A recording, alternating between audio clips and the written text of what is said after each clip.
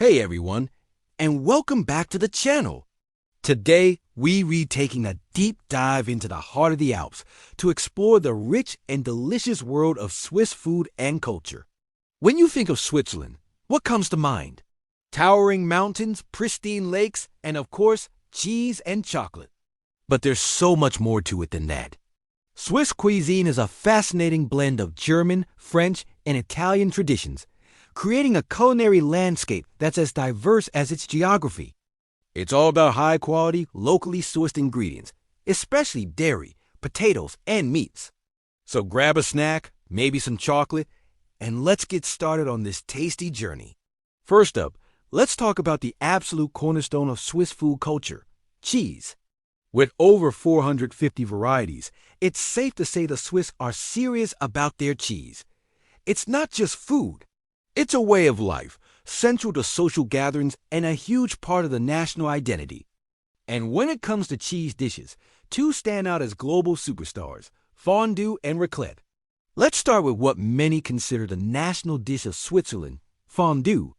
The name itself comes from the French word fondre, which means to melt, and that's exactly what it is, a glorious pot of melted cheese. Traditionally, it's a communal meal, perfect for a cold winter's night. A special ceramic pot called a caquelin is rubbed with garlic, then filled with a blend of cheeses, most commonly Gruyère, and Vacherin and Fribourgeois melted together with white wine and a splash of kirsch, which is a type of cherry brandy. Everyone gathers around the pot with long stem forks, dipping cubes of crusty bread into the bubbling cheesy goodness. But be careful. There's a fun tradition that if you lose your piece of bread in the pot, you have to face a penalty. It could be anything from buying the next round of drinks to telling a joke or even singing a song. It's all part of the fun and makes the meal a truly interactive experience. To help with digestion, fondue is typically enjoyed with a dry white wine or a cup of hot tea. It's the ultimate comfort food, all about sharing and togetherness. Now, let's move on to another cheesy delight that's just as iconic, raclette. This dish originated in the Canton of Valais, and its name comes from the French word racler, meaning to scrape. And again, that perfectly describes how it's served. The traditional method is quite dramatic. A half wheel of raclette cheese is held up to an open fire. As the surface begins to melt and bubble, the cheesemaker expertly scrapes the molten layer directly onto a plate. Imagine that sight and smell incredible. These days, it's more common to see modern tabletop raclette grills, especially at home gatherings. These grills have little individual pans, called coupelles, where you can melt slices of cheese. Once it's perfectly gooey, you pour it over the classic accompaniments. What are those? Well, you absolutely must have hot, boiled new potatoes, which the Swiss call Gashwelti. Alongside them, you'll find tangy pickled gherkins and tiny pickled onions. Sometimes, a selection of cured meats like prosciutto or salami is also served. The combination of the rich melted cheese with the potatoes and the sharp acidic pickles is just heavenly. Like fondue, raclette is best paired with a local white wine, with fondant from the Valais region being the classic choice. It's another meal that's all about a slow, shared, and incredibly satisfying dining experience. All right, from savory to sweet, we can't talk about Switzerland without indulging in its most famous export, chocolate. Swiss chocolate has a global reputation for being the best of the best, a status it earned back in the 19th century thanks to some game-changing inventions. It was a Swiss man, Daniel Peter, who invented milk chocolate in 1875 by adding condensed milk, and another Swiss chocolatier, Rodolphe Lindt, invented the canting process, which is a method of mixing and aerating liquid chocolate. This process is what gives Swiss chocolate its incredibly smooth, melt-in-your-mouth texture that we all know and love. The Swiss are so proud of their chocolate that they are also its biggest consumers. The average Swiss person eats over 11 kilograms, or about 24 pounds of chocolate every single year. That's more than any other nation on earth. Brands like Lindt and Toblerone, with its unique triangular shape inspired by the Matterhorn, have become global icons.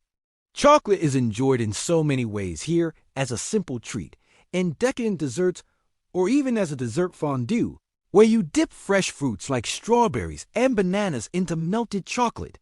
It's a source of national pride and an undeniable part of daily life. But Swiss cuisine is so much more than just cheese and chocolate. Let's look at a few other essential dishes. First, we have Rösti. This is a beloved national dish, especially in the German-speaking parts of the country. It's simple but brilliant. Coarsely grated potatoes are pan-fried until they form a flat, crispy, golden brown cake.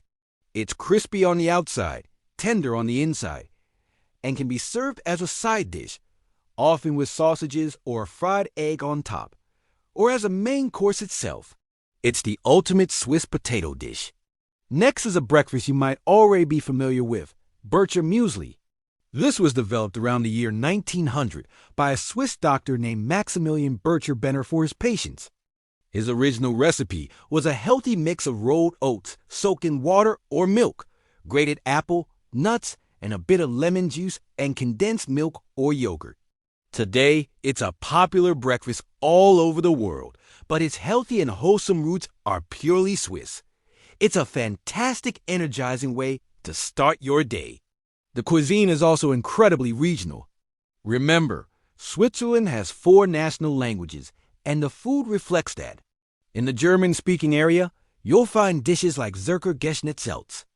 This is a specialty from Zurich, made with thinly sliced veal cooked in a delicious cream and white wine sauce, often with mushrooms and typically served with Rösti. Head south to the Italian-speaking region of Ticino, and the cuisine changes completely.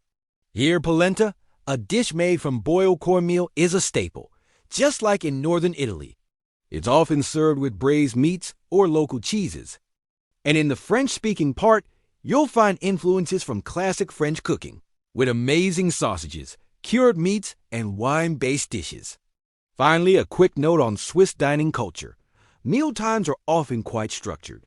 Lunch is typically the main hot meal of the day. Dinner, known as Zinnacht, is often a lighter, simpler, and earlier meal. It's not uncommon for a Swiss family to have a cold dinner consisting of bread, a selection of cheeses, cold cuts, and perhaps a small salad. It's simple, efficient, and lets the quality of the local products shine through. So, to wrap it all up, Swiss food culture is defined by a few key things: hearty, high-quality ingredients rooted in a long history of alpine farming, simple preparations that let those ingredients stand out, and a powerful emphasis on communal dining. Dishes like fondue and raclette aren't just about eating. They're about bringing people together, sharing stories, and creating memories, especially during the long, cold winters. It's a cuisine that's comforting, satisfying, and deeply connected to the beautiful country it comes from. I hope you enjoyed this culinary tour of Switzerland. It's a country with a food culture that is as stunning as its landscapes. What's your favorite Swiss dish? Let me know in the comments below. Thanks so much for watching, and if you liked this video, don't forget to give it a thumbs up and subscribe for more delicious adventures. See you in the next one.